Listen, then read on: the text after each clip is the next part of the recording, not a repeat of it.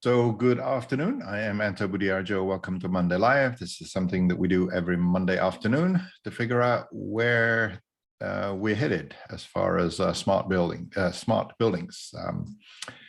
We are all listed on mondaylive.org in case you wonder who we are. And most importantly, just a comment that the views expressed here are personal, not of any company or organization. And do post comments on the Zoom chat as we progress here during the show. This slide deck is also available on mondaylive.org. So we're continuing on this theme of ESG for June. And we had an interesting discussion 2 weeks ago. Last week we were obviously at Realcomm, so we were dark. And we're going to do a bit of a review of what happened at Realcomm with respect to ESG and others. And that's basically the agenda for today. News, our normal chit chat, and then a recap from Realcomm. So with that, I'm gonna hand it over to Ken. Are you sharing your site? I can't see it. I am sharing my slides. I see. Okay. You're up. You're up? Okay, good. Yeah. It says my Zoom's not responding. Anyway, fine. Our June issue is online.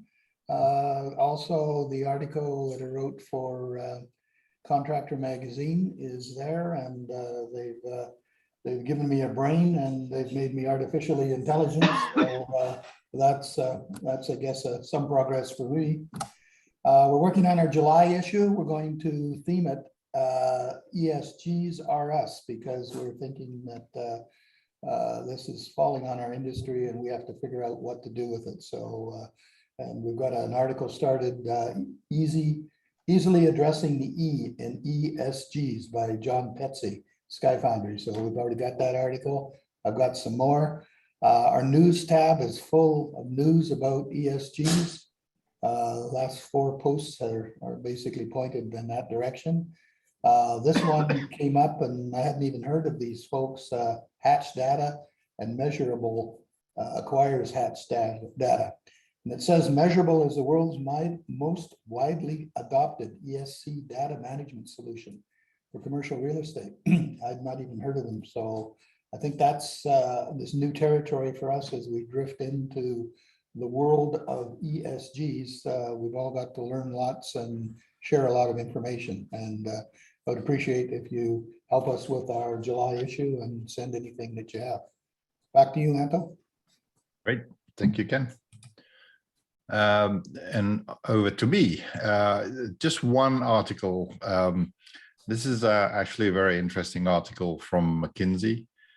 And it's really talking about the anticipated expenditure over the next 5 years of $130 trillion. This is obviously globally, which is clearly an extremely large number. And I think for people on Monday Live and the audience, I think this is a must read. It's really very interesting. Really, the basis of it is that money is going to be spent, but the key part of it is really data and machine learning and everything that we talk about on Monday Live. That's really the thesis of this article, which is also a podcast, so you can just listen to it. It makes a pretty interesting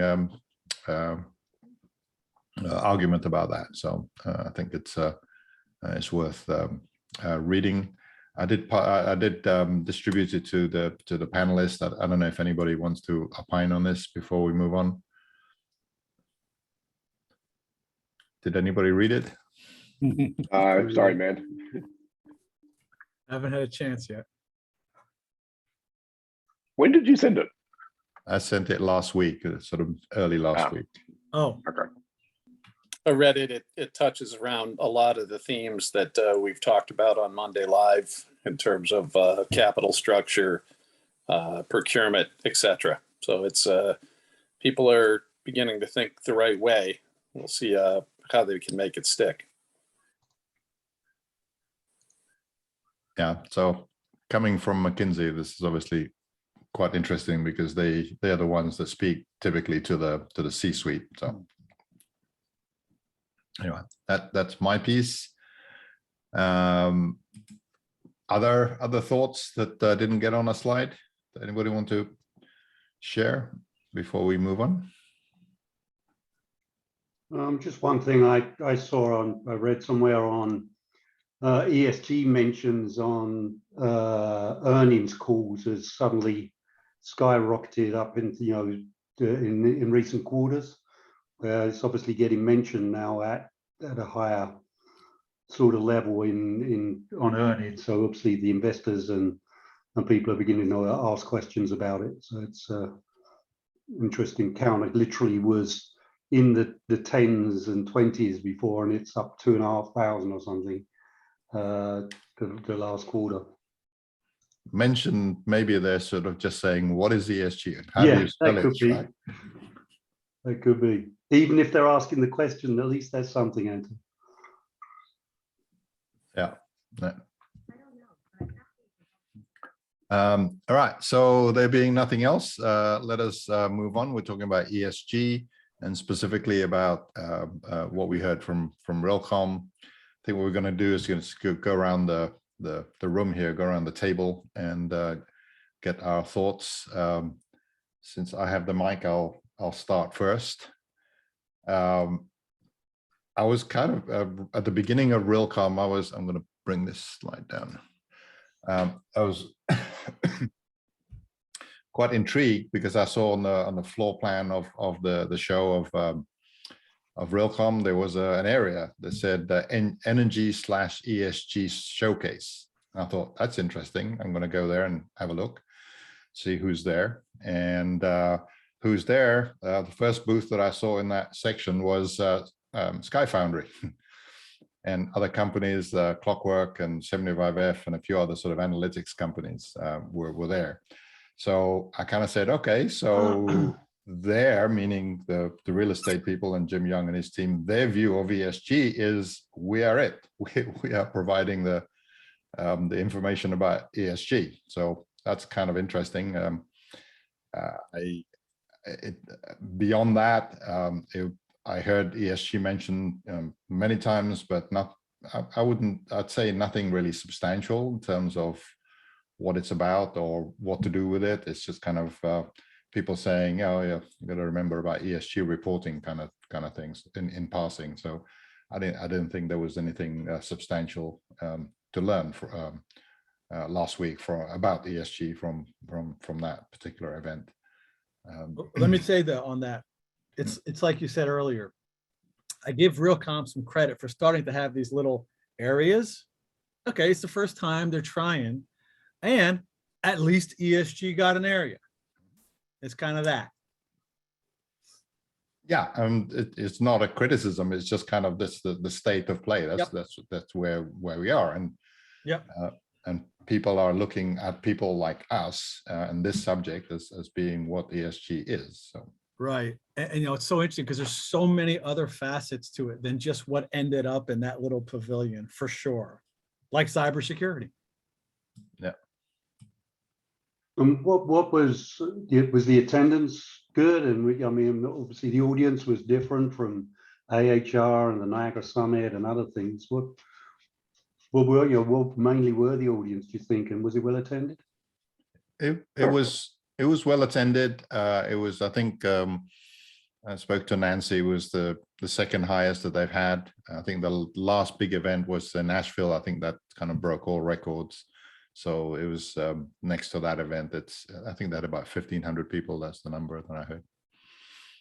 Yeah, that's what I heard too, 1,500. Yeah, I think in general, am I muted? No, you're good. Oh, I'm good.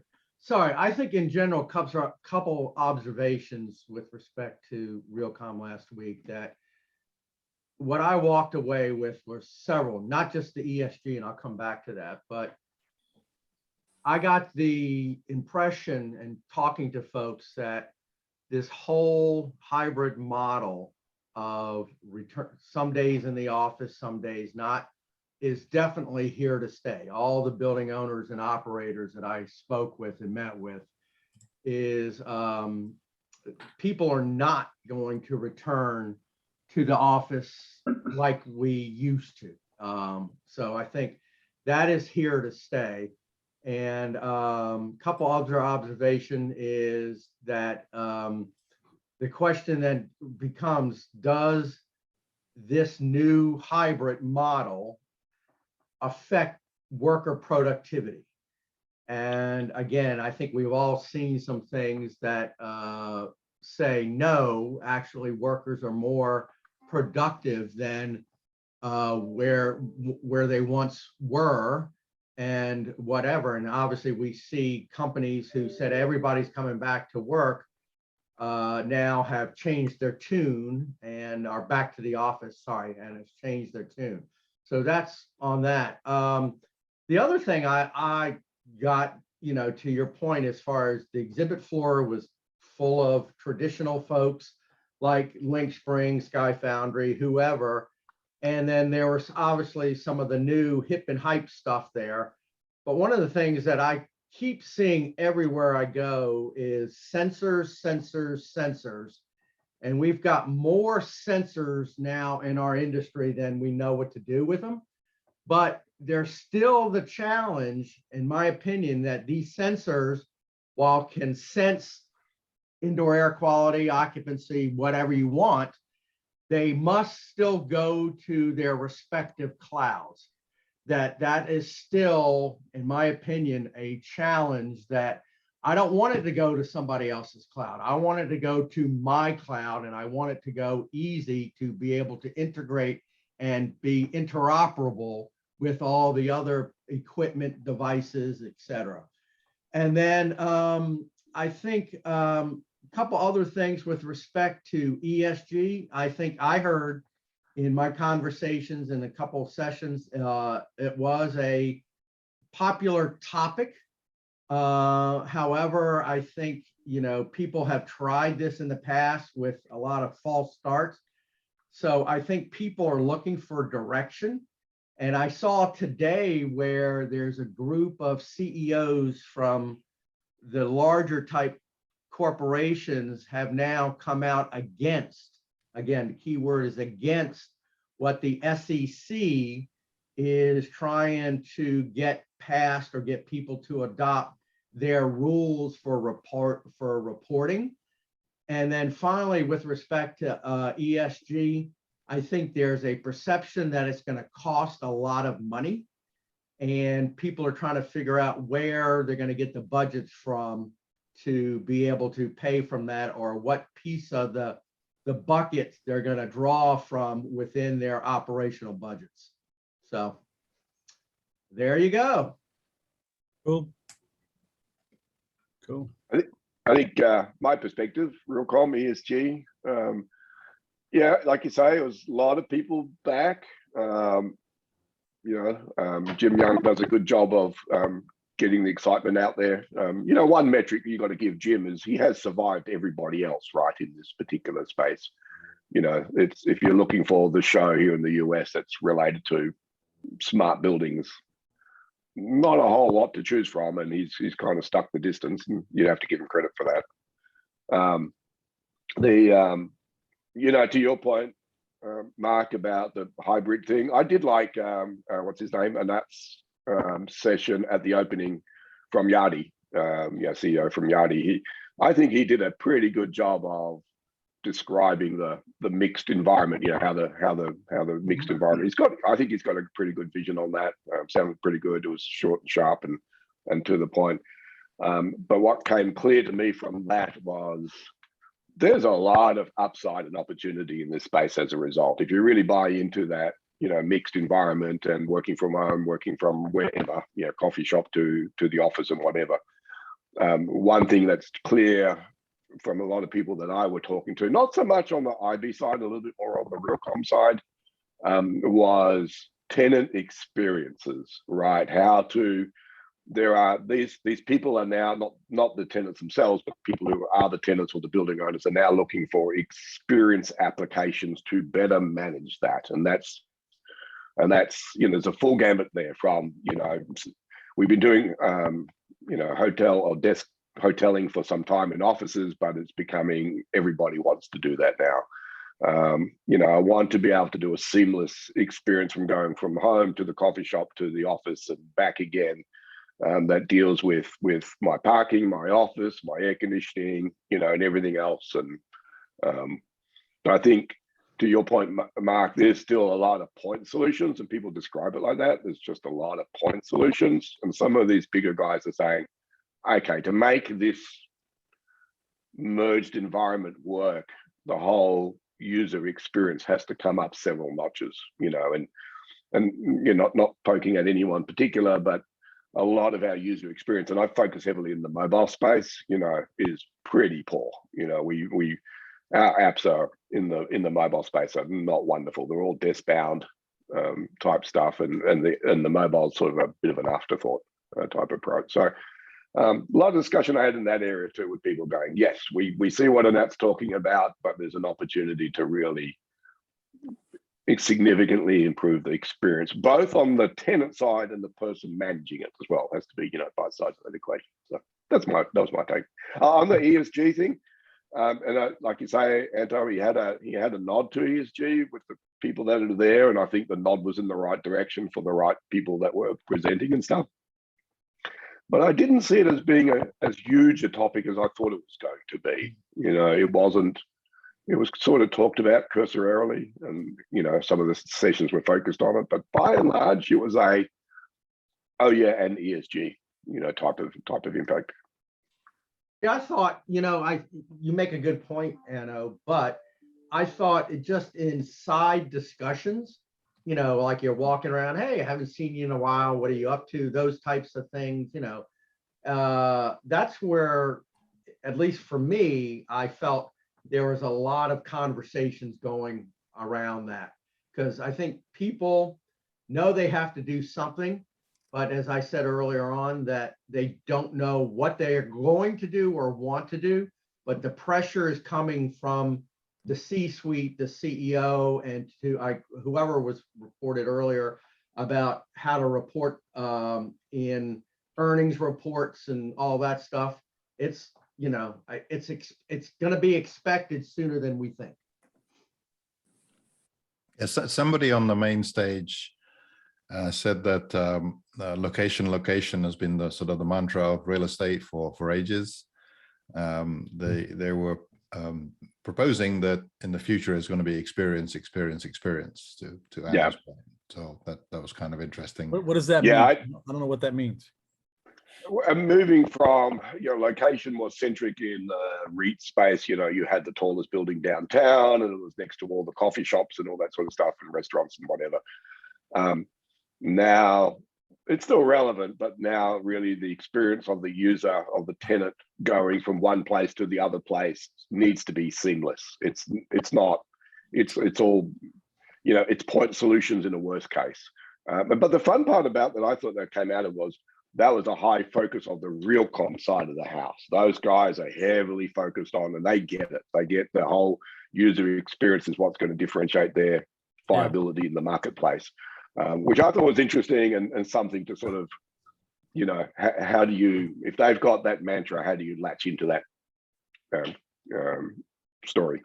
Well, the question then, Anna, is this: does the Realcomm side of the house, to exactly what you just said, pull through, or how does it pull through the IBCon side of the house, or the operational side? Because without the operational side, you're not going to be successful on the Realcomm side. In other words, what we do here in our industry and what we bring in our solutions and all of that stuff, we're the ones who enable all that stuff. All right. And, so. Oh, yeah. I think there was definitely awareness. There's a big company there called VTS. If you didn't see those guys, the VTS are kind of leading the edge on user experience stuff at the moment. They've got serious amount of funding behind them, huge amounts. And they're one of the guys to kind of get what you're saying, Mark, is that, yeah, we can go so far, but, you know, there are absolutely barriers that we hit up against that we can't do, you know, and they Right. look to the IB side. And then two other things I just thought of that one that I did not hear a lot of discussions or very limited, if any. One is on interoperability. All right. So, and again, I wanted to bring that up because that's near and dear to all of our hearts. And then second, with respect to ESG, it was energy, energy, energy. No talk about water or other pieces or components of ESG. So, yeah, which is interesting, right? I think that on the water side, that's going to be very regionally focused, right? There are certain parts in the world that water is a big deal and it's going to be a huge requirement. And then, you know, other places are a bit of a don't care. well, I don't know. I kind of disagree with you on that one. I just think it's going to be part of the mantra as this whole ESG thing works itself out, because water is a resource, energy is a resource, or whatever. But yeah, like California, you know, obviously that's front and center, versus here in Virginia, you know, a little less or whatever, but you know, we all suffer droughts and lack of rain and all this stuff, you know, because of climate change or whatever. So anyway. Well, Mark, another one that you don't hear a lot of, but every once in a while, especially retailers, is waste. No one really ever talks about that. And I think that's, you know, when you're talking about sustainability, that's really what you're talking about. But in this industry, we don't do anything to talk about how we're solving that problem, or what can we do to help solve that problem.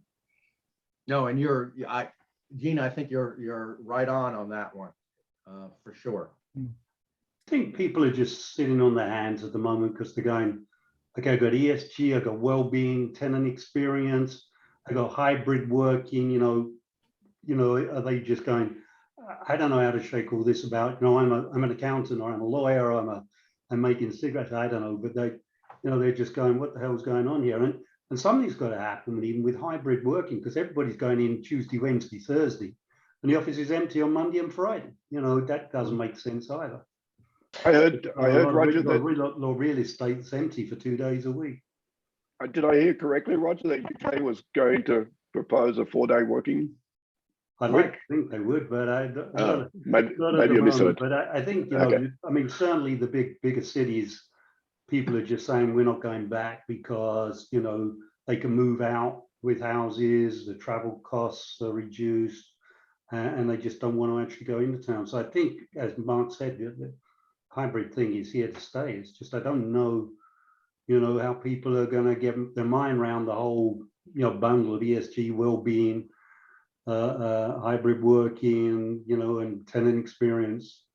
You know, it's not what they do for a living. They've got a building that just happens to be a place where they all meet, as far as they're concerned, but it's got to be healthy. And, you know, the other thing is, you know, when you start talking about ESG, of course, you've got diversity and all sorts of other things thrown in, and that just confuses them even more. I think that's part of the point of that McKinsey article. It's $130 trillion over 5 years. So that's 26 trillion dollars a year, right? That's the GDP of the US a year, right? So that the point is that that's so huge but it's all made up of all of these things: ESG, sustainability, climate, carbon, etc. It's the problem that we are all facing is so complex that maybe people are just finding a challenge to figure out where to start to think about it. Yep.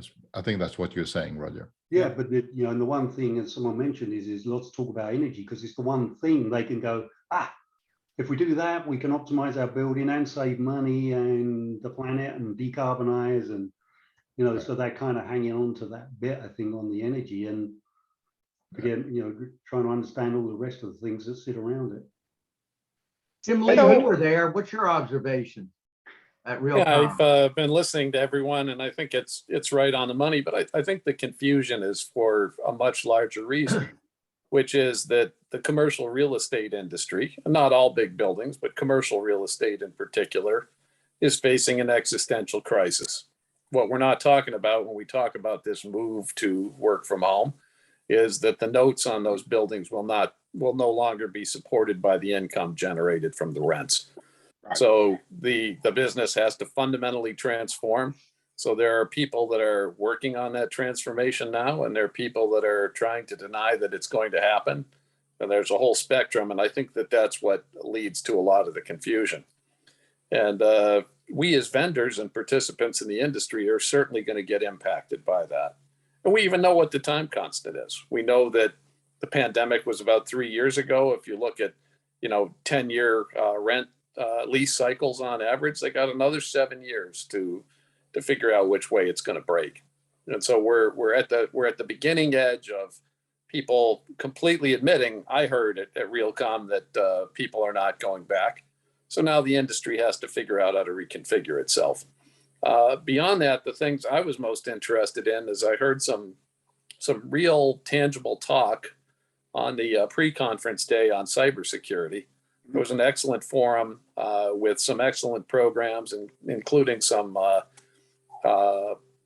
role-playing simulations that were done on stage, which they spent enough time on that they were actually not hokey. They were smoothly delivered, and I enjoyed them thoroughly. The other thing that I thought was killer was they had a panel of insurance executives from Marsh McLennan, Berkshire Hathaway, et cetera. And these guys had very thoughtful points of view on security. So many of you in the industry may be where I am, which is we're constantly confronted with custom 300 question forms every time we go to work on another site. Which is, 10 grand worth of a PhD in cybersecurity to fill out the questions, which is not only annoying, it's not scalable.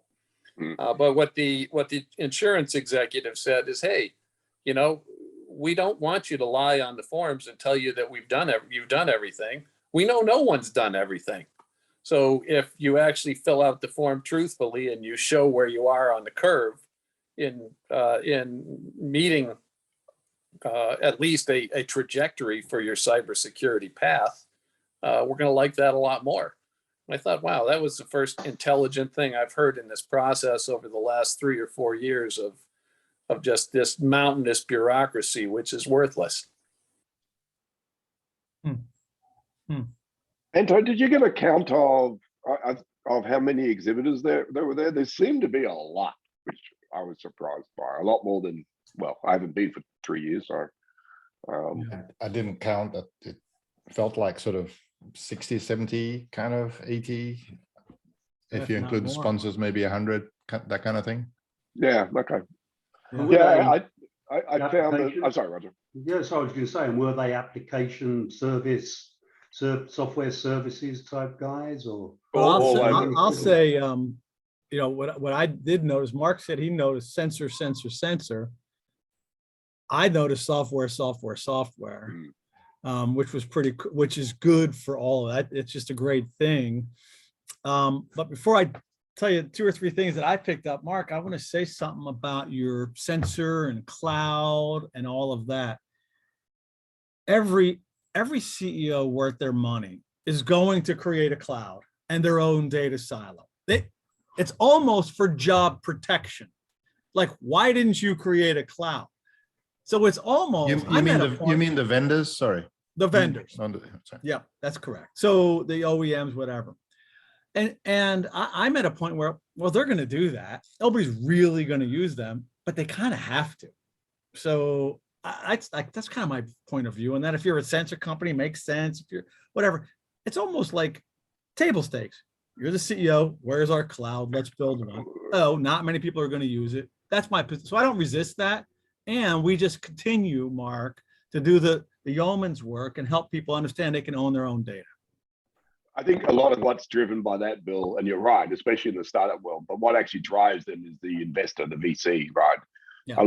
I've seen that over and over again. The investor will come in and go, look, you're not going to make any money selling a widget. You've got to be in software. You've got to be in recurring revenues and, and cloud. Exactly.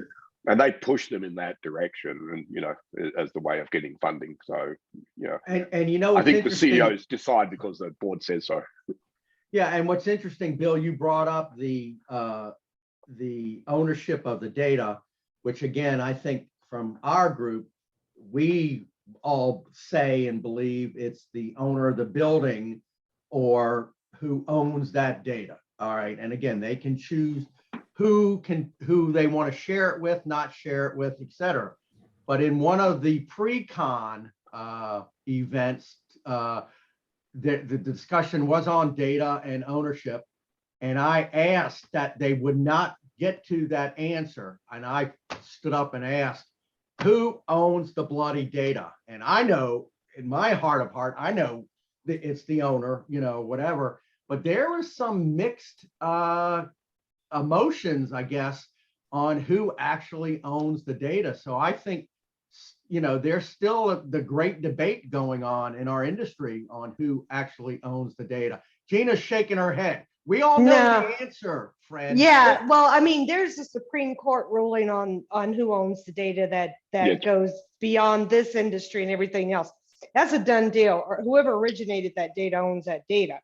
Where people get confused in that is that they're thinking about data. They're thinking about, well, I'm taking their data and I'm doing something with their data. And then that's I think sometimes where there's a little bit of confusion. And so, for instance, I take data and I bring it in and I create graphs and dashboards and stuff like that. That's my IP. I keep that. So if you want your data back, here's your data, but you don't get my dashboard. You don't get my graphics. Well, let me ask you a It's a question. good point. I paid you to do that. I paid for that service. It's not you that own it, Gina. It's whoever paid you to do that owns it, and hopefully they would have made an arrangement so that they. No. Well, as a software as disagree. a service, you're utilizing my IP for as long as that subscription goes on, but you're not buying it directly from me. You're not buying the IP. No, we all agree. How you create that stuff, that's your secret sauce. That belongs to you. Right. But the outcome from that that's belongs yours. to me as a building owner or an operator. The data does, not my graphics, not my floor plans, but the data from that. Well, if I paid for them as part of my package. Well, if you pay for them, pay for it. you never pay for it. It's always a subscription. So you never pay for it. If it's a subscription, it's always mine. But if you pay for it and I turn it over and it's yours, then it's yours. And that's a little bit of where the confusion comes. And that's where there's a total different rate for that. If you want to pay me for that data, that's worth millions. You're not going to pay me millions for it. So, okay, I'll get you access to it. Yeah. So, Mark, I'm right there with you. I hear Gina's point.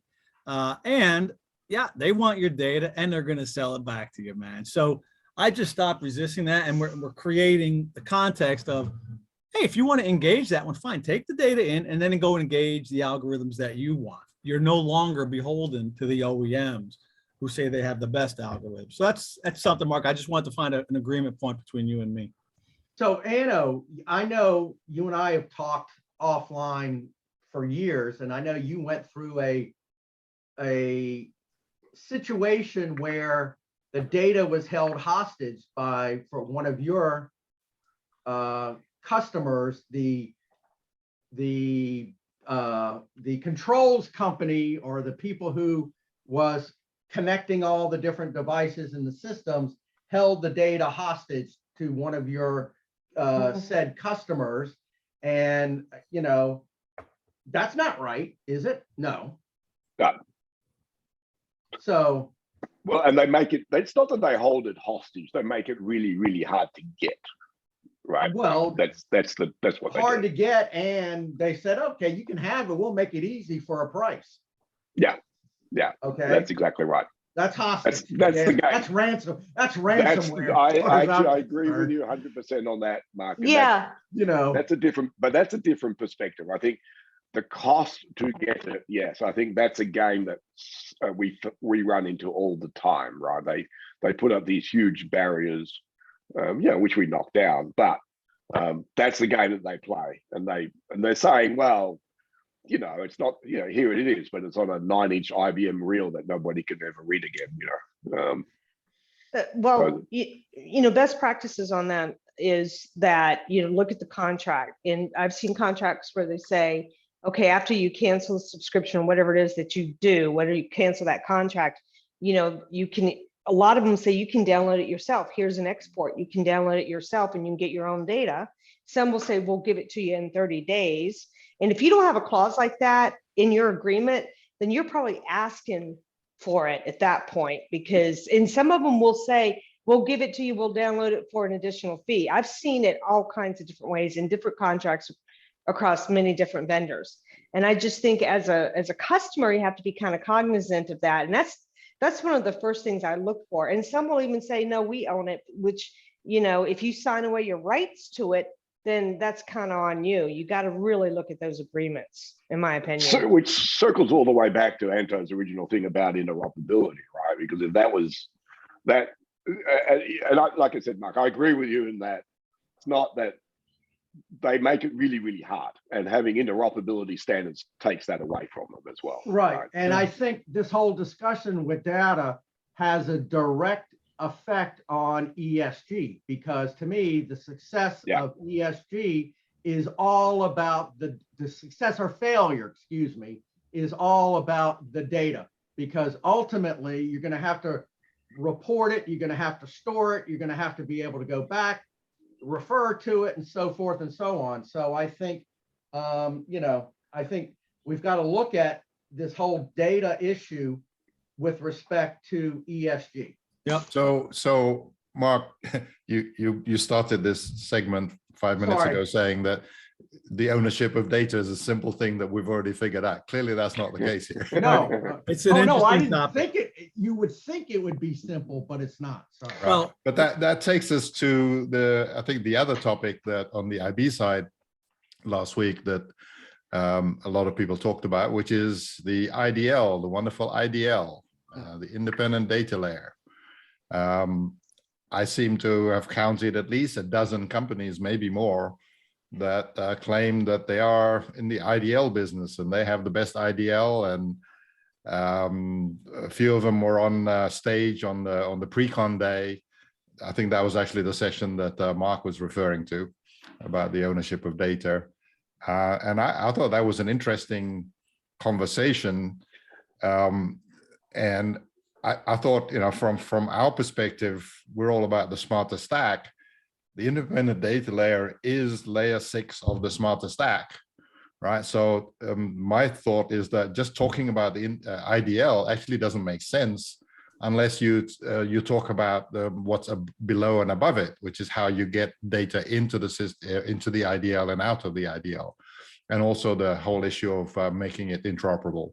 Because basically they were admitting on stage that there is no open IDL. Everybody's basically got proprietary IDLs using proprietary APIs. So that's very unsatisfactory.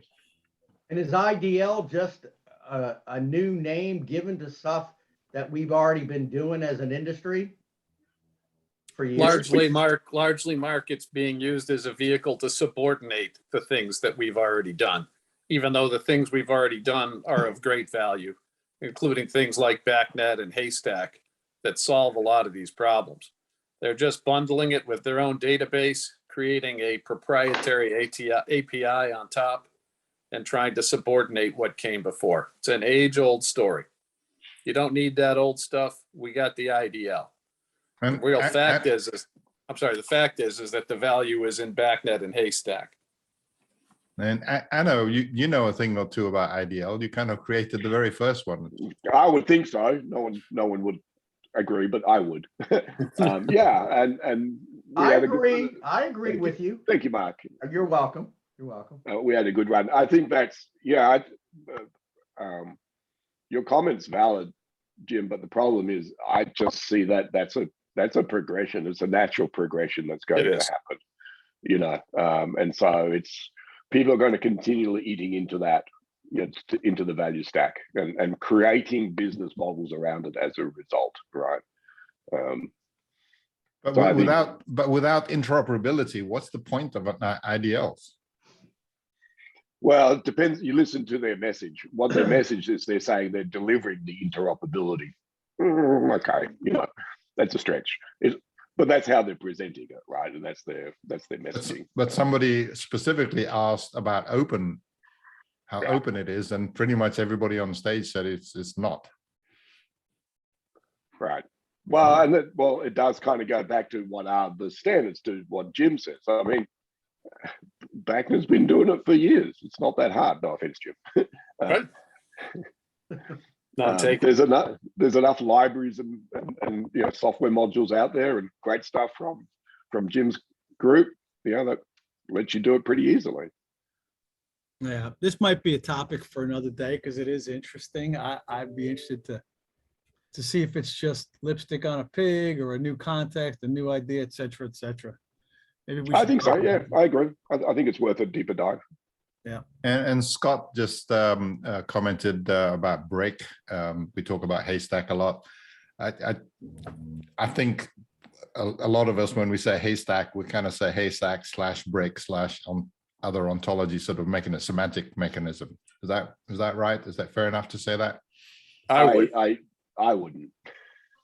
Well, they're different, but they're different for different purposes, and they try to go across each other. And we use both. We use both haystack and brick, which brick does such a much better job on the referential model than haystack does. You got to invent it with haystack, which is a problem.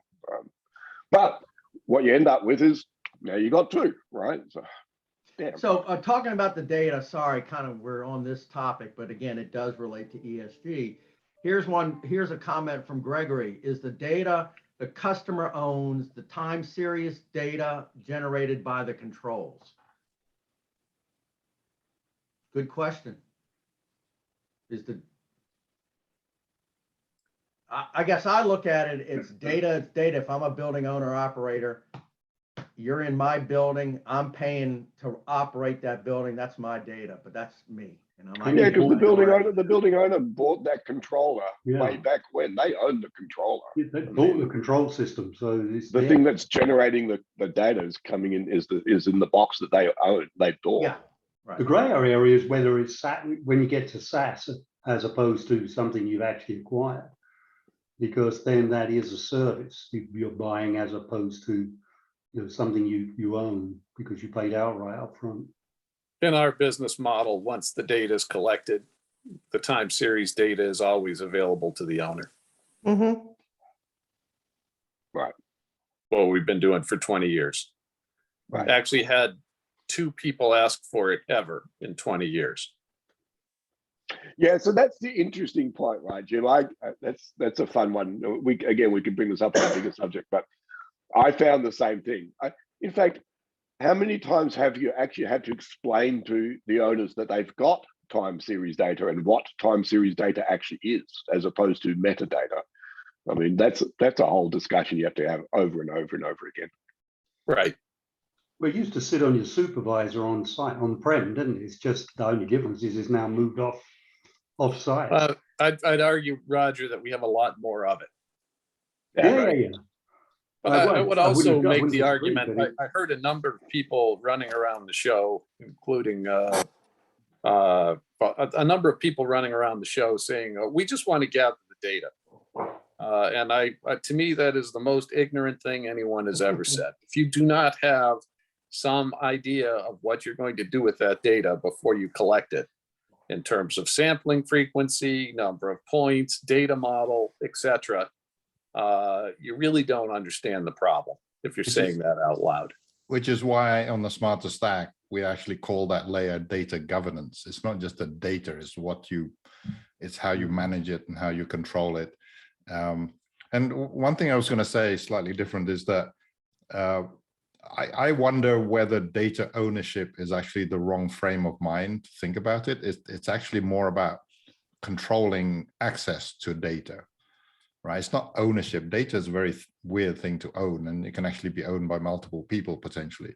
But it's who controls it and who can get access to it. There's something subtle there. Yeah, that rolls back to my point that I was making earlier. What the problem we run into is, I'm dealing with an SI or an incumbent guy in their incumbent system, and it's not that they say, oh, you can't have the data because the customer's told me I have to give it to you.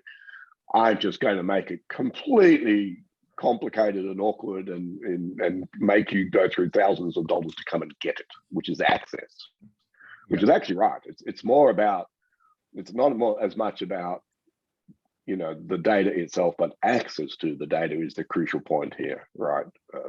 Because again, I can give it to you in a 9-inch IBM reel. So, okay, you're going to have to buy an old, you know, have to go on eBay and find something that's 20 years old to read it. Interesting. That might be a topic for another day too. So, Bill, I think you have a fishbowl that you want to show us. Bill, Actually, I do.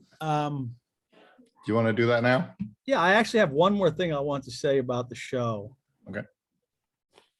That was, there seemed to be an overall continuity. Let me say it differently. We had a booth. We were talking to hundreds of people, and everybody was kind of on the same page. That's a continuity in a sense. In what way, Bill? What, be specific. Yeah. They knew they needed cybersecurity. They know they want to be able to pick, they want to try to use this cool software that's up and down these, like they know that they want to connect all their build. I mean, it's just like a common like zeitgeist that.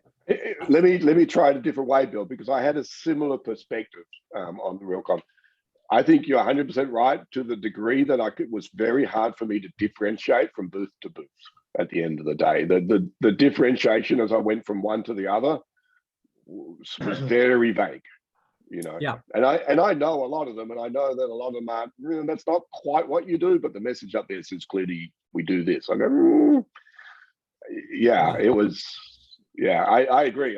It's a little bit of common voice, and the marketing is wrapped around that, and it's hard to differentiate as a result. But that's got to be a good thing, man. I could see where you know, okay, you know, there you could take a point of view like, okay, and that's up to these software companies to differentiate themselves, right? That's their job. It's up to them, man. The point is, people are thinking in those directions, which just seems to make it good for all of us. What did occur to me is that since COVID, we're doing a lot more of these kind of online meetings, right? So it's almost like, I mean, I always feel like when I'm in the olden days before COVID, when I meet somebody at a conference, I hadn't met them for like a year, right? So we had to spend the first 10 minutes just sort of reconnecting what's going on in the world.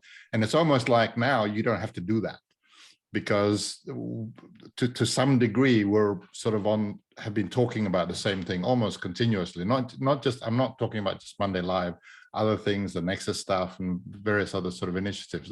There just seems to be a much more of a continuous dialogue in this industry, and probably in other industries as well. So I definitely felt that. Yeah. And you know, the question was, is that just our bubble? But I don't think so, because I was talking to people I've never seen before. Yeah. Can we equate this to, we are finally, all the education that many of us, all of us in this industry has been doing, trying to get the owner community up to speed and knowledgeable about the value and the benefits and the outcomes of smarter buildings, finally starting to pave their way and, you know, whatever, to what you guys are saying? Yeah, you can say, Mark, the work that you guys on this call, all of you have been doing is paying off. But it's either that or they're sitting around their boardrooms going, maybe this internet thing is going to stay. Yeah, who knows? Al Gore invented the right thing, didn't he? Hey, so let me give away a $300 bottle of whiskey. But I'm going to, and here it is right here. I'm going to start by. Can you explain where that came from? Yeah. Yeah. So here's the deal. background. So the background is this. We've been to Realcomm a couple times. I'm like, we're going to really upgrade our Realcomm exposure and experience this year. We're going to wear suits. Saucy Box is really going to upgrade. We know every controls contractor in the world. It's time to transcend the wrench turners, all right, and jig dish. All right, that's an homage to you, Jim. All right, so we get a great booth. We're right smack dab. And so, I mean, it was a great spot, right in the middle of everything. UPS loses our booth. You were right behind me. That's why it was so good. Sorry. Yes. UPS loses it. They still haven't found it. It's gone. No, no. So the night before, I'm sitting there. Our booth looks like, if you've ever seen The Grinch Who Stole Christmas, after the Grinch steals everything from Sally Lou Who, Yoo-Hoo, that's what it looked like. All right. So I said, the heck with this, man. I ran to Walmart, bought a $9 fishbowl, found a high-end liquor store, got a $300 bottle of Japanese whiskey. And I said, we're going to let the tech speak for itself. So before I pick this, I'm going to say, if you've got good tech, it will transcend any swag, any stress balls, any BS. Let the tech speak for itself. And it did. We had a knockdown, fabulous show. All right. So here it is. I'm going to pick it. Plenty of people on the call. I will tell you this. We're not doing one of those. We're going to pick somebody we want to get business from. All right. It might be one of you knuckleheads, and it might have a Tossy Box card on it because I also learned that nobody carries cards anymore. So I was giving them my card to write their name on it. And I'm going to ship it out to them. Here's the only caveat. If I got to ship this thing to Europe, it's not happening. Sorry, Roger. Yeah. All right, here we Come go. and collect it. Here we go. Mark, I'm rooting for you, buddy. Honeywell Forge, Michael Kilcarney. Honeywell Forge. There you go. Fair enough. Well done. Oh, I might have manifested that because I met with this guy and I kind of liked him. Okay, so sorry for everybody else, but Honeywell Forge won. That's kind of cool. Yeah. There's my good job. story. So thank you. Thank you for that, Bill. Any other sort of thoughts from last week, and also just on the ESG conversation? We have another week to go. Where are we? Anto, look at some of the comments. You want to share the comments? David Katz and Gregory have some, and Scott I'm just wrote reading. something else. Can somebody pick up? Anna, you replied to Scott. Can you speak to that? He was kind of commenting on that same thing about the IDL layer versus what's already out there, like BACnet and whatever. And then he also brought up the IoT guys are heavily focused on Sparkplug and MQTT, which is what we see a lot of too. And his point about the IDL, that's the challenge I've always had with the IDL people. And like you said, we've been there, done that. So I got history on it. You know, a lot of your business model is around the fact that you're trying not to give access, you're actually trying to restrict access or have people pay for access, which is not restricting. You're asking people to pay for access to data that they kind of already own, which, you know, there was a famous quote that I remember to this day, and I won't say his name, but there was a guy from Duke Energy years ago, and one of his statements was, look, I'm just sick and tired of paying for the same damn point. I paid for that thermostat to Honeywell. I paid for the point to the BMS guy. I paid for the point to the MMS guy. I paid for the point to the fault detection guy. I paid for the point for the dashboard guy. I've paid for that same thermostat point like 10 times, and I'm just tired of doing it. I kind of get it.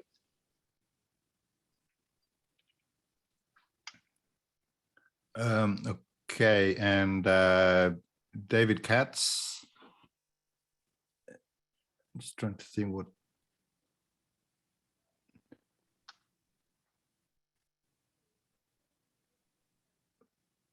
what is he basically saying there? It's just talking about last week about Realcomm.